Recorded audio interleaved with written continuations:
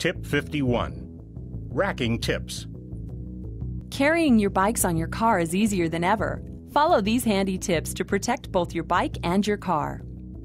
Barbara, help me load up the bikes, okay? Yeah, actually, can you show me how to do that? Because it looks kind of tricky. Not at all. These new racks make it easy. There are a few tricks of the trade, though. All right, well, lay it on me. First, for rear-mounted racks, always position the bike so they're away from the exhaust so your tires don't melt. It's also a good idea on all racks to remove any accessories that could bounce off, like bottles and pumps. Seat packs and computers, you can leave those on. Cinch the bikes down tight so they can't move around and scratch your car or each other.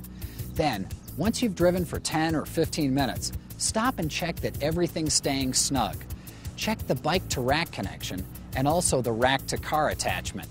And for roof racks, remember not to drive into your garage or carport until you've removed the bikes. A few simple racking tricks makes taking your bikes with you a snap.